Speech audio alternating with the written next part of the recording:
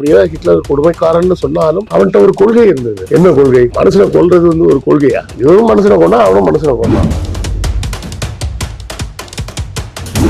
61 முழுமையாகவே Uganda சுதந்திரம் அடைகிறது. அப்படி சுதந்திரம் அடையும் போதுதான் என்ன நடக்குதுன்னா, மில்டன் பேர், அவர் ஒரு உகாண்டாவை சேர்ந்தவர் தான். அவர் பிரைம் மினிஸ்டரா இருக்காரு. அவர் பிரைம் மினிஸ்டரா இருக்கக்கூடிய நேரத்தில் இவர் ஆர்மி சீஃப் ஆயிட்டாரு. சரியா? இவர் ராணுவத்தை பணத்துல நிறைய கையாடல் பண்ணிட்டாரு.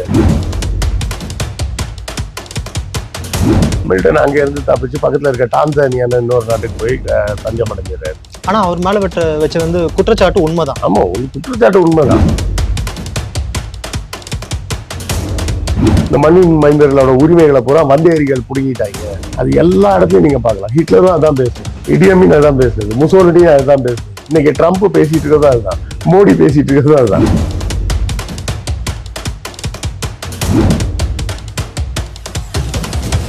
நேயர்களுக்கு வணக்கம், நான் உங்க சுஷீந்திரன். இன்னைக்கு நம்ம கூட இருக்க ஸ்பெஷல் கெஸ்ட் வரலாற்று ஆய்வாளர் திரு கிருஷ்ணவேல் அவர்கள். வணக்கம் சார். வணக்கம். எப்படி இருக்கீங்க? நல்லா இருக்கு. ஹிட்லரை மிஞ்சிய ஒரு கொடூர அரக்கன்னு சொல்லலாம். ஒரு சமையல்காரனா இருந்து ஒரு சர்வாதிகாரியா மாறின ஒரு நபர்னு சொல்லலாம். அவர் ஆண்ட அந்த ஊரே பயங்கர ஒரு கொடூரமா தாக்கப்பட்டிருக்காங்க அப்படின்னு சொல்றாங்க. அப்படி யார் பற்றி கேட்க போறோம்னா, இடியமின் பத்தி. ஸோ இடியமினோட வரலாறு எப்படி சார், எப்படி இதெல்லாம் பண்ணாரு, எதுக்காக இந்த அளவு ஒரு கொடூரமான தாக்கத்தை அவர் வாழ்ந்த அந்த சுற்று வட்டாரத்துல பண்ணார்? இடியமின் பார்த்தீங்கன்னா, மற்ற நீங்களே சொன்னீங்கல்ல, ஹிட்லருக்கு விடை கொடூரமான அப்படின்னு. ஹிட்லர் கொடூரமானவன் தான், அதில் மாற்று கருத்துலாம் கிடையாது. அதே போல் முசோலினி மாற்று கருத்து கிடையாது. ஆனால் அவர்களை விட இவன் கொடூரமானவன் அப்படின்னு சொல்றதுக்கு முக்கிய காரணம் அவர் கருப்பாக இருக்காருன்றது ஒரு காரணம். ஓகே, சரியா? சிலர் அதுக்கு விளக்கம் சொல்லும்போது எப்படி சொல்லுவாங்கன்னா,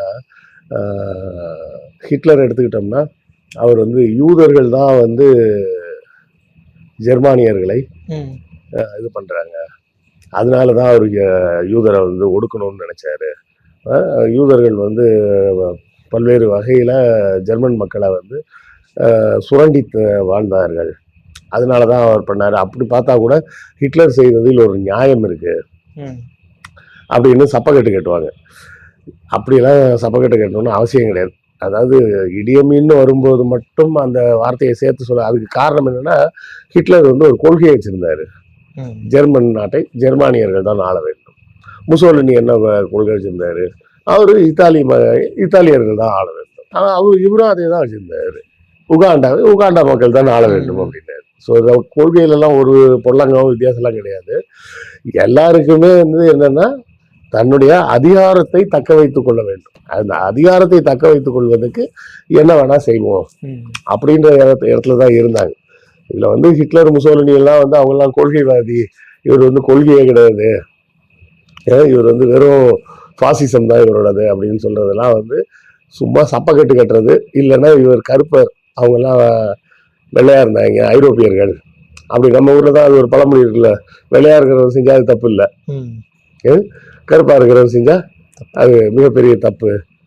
இன்னைக்கும் நம்ம கிட்ட அந்த பழக்க வழக்கங்கள்லாம் இருக்கு. நீங்க பொதுவா பார்த்தீங்கன்னு வச்சுங்களேன், நீங்க இந்த பெண்கள் உடை எடுக்க போகும்போது பார்த்தீங்கன்னா சாதாரண மற்ற பெண்கள்லாம் போனாங்கன்னா எடுத்து பார்ப்பாங்க, டிசைன் நல்லா இருக்கான்னு பார்ப்பாங்க, எல்லாம் பார்த்து ஃபைனலாக இது எடுக்கலாம்னு முடிவு பண்ணதுக்கப்புறம் சும்மா ஒரு தடவை மேலே வச்சு பார்ப்பாங்க, கண்ணாடிலாம் வச்சுட்டு கொடுத்துருவாங்க.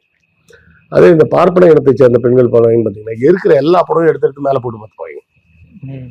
என்னன்னா, அவர்கள் வளர்க்கப்படும் முறையே அந்த மாதிரி. நாம மற்ற எல்லாரை விட ஸ்பெஷல். இப்போ உங்கள் வீட்டுக்கே போனீங்கன்னு வச்சுங்களேன், இப்போ உங்கள் வீட்டுக்கு அக்கம் பக்கத்தில் யாராவது இருக்காங்கன்னா, பார்ப்பனர் அல்லாதவராக இருந்தால் கதவு தட்டுவாங்க, நல்ல பழகினவங்களாக இருப்பாங்க, பட்டுன்னு உள்ள நுழைஞ்சிட மாட்டாங்க. ஏங்க நிற்கிறீங்க, உள்ள வாங்க அப்படின்னு சொன்னதுக்கப்புறம் தான் வருவாங்க. ஆனால் அதே குடியிருப்புலேயே யாராவது ஒரு பார்ப்பனர்கள் யாராவது இருந்தாங்கன்னு வச்சுங்களா, அவங்க ஒன்றும் கேட்க மாட்டாங்க, நேரம் உள்ள வந்துடுவாங்க. இதெல்லாம் என்னன்னா, அந்த அவங்க மனசுல அப்படியே நாங்க தான் அதாவது நம்ம ஒருத்தர் வீட்டுக்குள்ள போறதே அவங்களுக்கு நம்ம கொடுக்குற ப்ரிவிலேஜ் அப்படின்ற ஒரு சிந்தனையோட வளருது. அதே போன்ற சிந்தனை தான் இதுவும். வெள்ளையா இருக்கவன்னா அட்லீஸ்ட் அவன் கொலை பண்ணா கூட அதுல ஒரு நியாயம் இருக்கு என்று சொன்னாங்க சில பேர். என்னதான் அப்படியே ஹிட்லர் கொடுமைக்காரன்னு சொன்னாலும் அவன்கிட்ட ஒரு கொள்கை இருந்தது. என்ன கொள்கை? மனுஷனை கொல்றது ஒரு கொள்கையா? இவரும் மனுஷனை கொண்டா அவனும் மனுஷனை கொண்டான், அவ்வளவுதான். வரலாறுன்னு எடுத்தோம்னு வச்சுங்களேன், இடி அமீன் வந்து ரொம்ப ஏழ்மையான குடும்பத்தை சேர்ந்தவர், ரொம்ப வறுமையில் வளர்ந்தவர். ஒரு 4ஆம் கிளாஸுக்கு மேல படிக்கிறதுக்கு வழி கிடையாது. அவங்க அப்பா வந்து அம்மாவெல்லாம் விட்டுட்டு ஓடி போயிட்டாரு. அது ஆரம்ப காலத்துல சமையல்காரனா இருந்ததா சொன்னாங்க. அதான் கடைசியில அதாவது அந்த காலத்துல வந்து வேலை வாய்ப்பு அப்படின்னு சொன்னா ஒண்ணு கொஞ்சமாச்சும் படிச்சிருக்கணும். பிரிட்டிஷ் ஈஸ்ட் ஆப்பிரிக்கன் கம்பெனி, ம். நமக்கு இங்க ஈஸ்ட் இந்தியா கம்பெனின்னு இருந்தது இல்ல, அது மாதிரி பிரிட்டிஷ் ஈஸ்ட் ஆப்பிரிக்கன் கம்பெனி அப்படின்னு ஒரு கம்பெனி தான் உகாண்டாவை ஆட்சி பண்ணிட்டு இருந்தாங்க. ஓகே. ஸோ ஃபேக்ட்ரி இது எல்லாமே அவங்க தான் பண்ணுவாங்க. அப்போ உங்களுக்கு வேலை வாய்ப்பு வேணும்னா 3 இடம் தான். ஒன்று இந்த உகாண்டால ட்ரெயின் போடுவாங்க, ரயில்வே லைன் போடுவாங்க ம். அந்த பிரிட்டிஷ் அரசாங்கம். ஓகே. அந்த ரயில் போடுற வேலைக்கு போகலாம். அது ரொம்ப கடுமையான வேலை. ம். ஒரு நாளைக்கு 12 மணி நேரம் வேலை பார்க்கணும். இல்லைன்னா ஏதாவது ஃபேக்ட்ரிங்களில் போய் கூலி வேலைக்கு போகலாம். அதுவும் கடுமையான வேலை, 12 மணி நேரம். ஓரளவுக்கு கொஞ்சம் கஷ்டம் இல்லாத வேலை அப்படின்னா மிலிட்ரிக்கு போயிடலாம். ஏன்னா அந்த காலகட்டங்கள்ல எல்லாம் பார்த்தோம்னா ஆப்பிரிக்காவில் வந்து பெரிய சுதந்திர போராட்டம் அந்த மாதிரிலாம் எதுவுமே கிடையாது. ஸோ அப்படியே ஆர்மிக்கு போயிட்டோம்னா அங்கே ஒன்றும் பெருசாக வேலை இருக்காது. ஸோ ஆரம்பத்தில் ஸ்டார்டிங்கில் போய் ஒரு சமையல்காரராக தான் வேலைக்கு சேர்றாரு. சமையல்காரர்னாலும் சோல்ஜர் அப்படின்ற ரேங்க் கொடுத்து தான் வேலை பார்ப்பாங்க. சிவிலியன்ஸை வந்து வேலைக்கு சேர்க்க மாட்டாங்க எந்த வேலையிலுமே. அவங்களும் ராணுவத்தில் உள்ளவங்கள தான் கன்சிடர் பண்ணப்படுவாங்க. சிவிலியன்ஸ் வந்து கான்ட்ராக்ட் லேபரில் தான் கூப்பிடுவாங்க. ஒரு குறிப்பிட்ட இடத்துல வீடு கட்டணும், ஒரு செவுரு கட்டணும் அப்படின்னா அந்த நேரத்தில் தான் சிவிலியன்ஸ் அலோவ் பண்ணுவாங்க. ஏன்னா எப்பவுமே ஒரு மிலிட்ரி கண்டோன்மெண்ட்டுக்குள்ள சிவிலியன்ஸை அலோவ் பண்ண மாட்டாங்க. சரியா, ரொம்ப ரேர் கேசஸ்ல தான் அலோவ் பண்ணுவாங்க. சே ஃபார் எக்ஸாம்பிள் ஒரு பார்பர் தேவைப்படுறாங்க, முடி வெட்டணும், இதுக்கெல்லாம் வந்து சோல்ஜர்ஸ் வச்சுக்க முடியாது. அந்த மாதிரி இடங்கள்ல சிவிலியன்ஸ் வருவாங்க. வந்தாலும் அதுக்கு ரொம்ப ரெஸ்ட்ரிக்ஷன்ஸ் இருக்கும். ஸோ சமையல் வேலை அப்படிங்கிறது வந்து உள்ளே செய்யற வேலைன்றப்போ இவர் சோல்ஜராக தான் உள்ள போறாரு. சொல்றப்போ குக்குன்னு சொல்லுவாங்க. அவருக்கு ஆரம்பத்தில் குக் வேலை கொடுக்கப்பட்டது.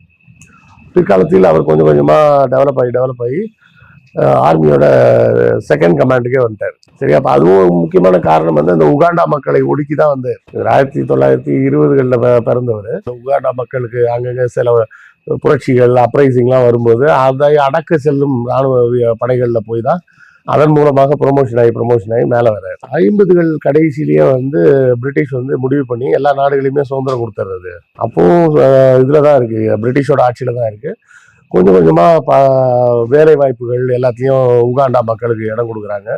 அப்படியெல்லாம் கொடுக்கும்போது தான் இவருக்கும் அந்த பதவி உயர்வுலாம் கிடைக்குது. 60ல் வந்து என்ன பண்ணுறாங்க, ஒரு கான்ஸ்டியூஷன் ஃபார்ம் பண்ணுவோம், உகாண்டா நாட்டை எப்படி ஆட்சி செய்ய வேண்டும் மக்கள், அந்த உகாண்டா மக்களே எப்படி ஆட்சி செய்யறது அப்படின்ற மாதிரி ஒரு கான்ஸ்டியூஷனை ரெடி பண்ணுறாங்க. 1960ல் பார்த்தோம்னா 50% லெஜிஸ்லேட்டிவ் மெம்பர்ஸ்லாம் வந்து உகாண்டா மக்கள் வந்துட்டாங்க. பாதிக்கு பாதி வந்து ஆங்கிலேயர் இல்லாத மற்ற மக்கள்லாம் வந்து எம்பியாகலாம் செலக்ட் ஆகி வந்துட்டாங்க. அப்போ 61ல் வந்து முழுமையாகவே உகாண்டா சுதந்திரம் அடைகிறது. அப்படி சுதந்திரம் அடையும் போது தான் என்ன நடக்குதுன்னா, மில்டன் பேர், அவர் ஒரு உகாண்டாவை சேர்ந்தவர் தான். அவர் வந்து பிரைம் மினிஸ்டராக இருக்கார். அவர் பிரைம் மினிஸ்டராக இருக்கக்கூடிய நேரத்தில் இவர் வந்து ஆர்மி சீஃப் ஆயிட்டார். சரியா, இவர் வந்து இராணுவத்தோட பணத்துல நிறைய கையாடல் பண்ணிட்டாரு அப்படின்னு இவர் மேல ஒரு குற்றச்சாட்டு வருது. அப்படி குற்றச்சாட்டு வந்த உடனே இவர் என்ன பண்றாரு, மிலிட்டரி கூ, ராணுவ புரட்சி அப்படின்னு சொல்லிட்டு அவரை தூக்கிடுறாரு. மில்டனை தூக்கிட்டு இவர் பதவி வந்துடுறாரு. மில்டன் அங்க இருந்து தப்பிச்சு பக்கத்துல இருக்க டான்சானியான இன்னொரு நாட்டுக்கு போய் தஞ்சம் அடைஞ்சிடறாரு. ஆனா அவர் மேல வச்ச வந்து குற்றச்சாட்டு உண்மைதான். ஆமா, குற்றச்சாட்டு உண்மைதான். அதாவது மில்டன் கொஞ்சம் வெளியூருக்கு எங்கேயோ போயிருக்கிற நேரத்துல இவர் ராணுவ புரட்சின்னு சொல்லிட்டு தூக்கிட்டாரு.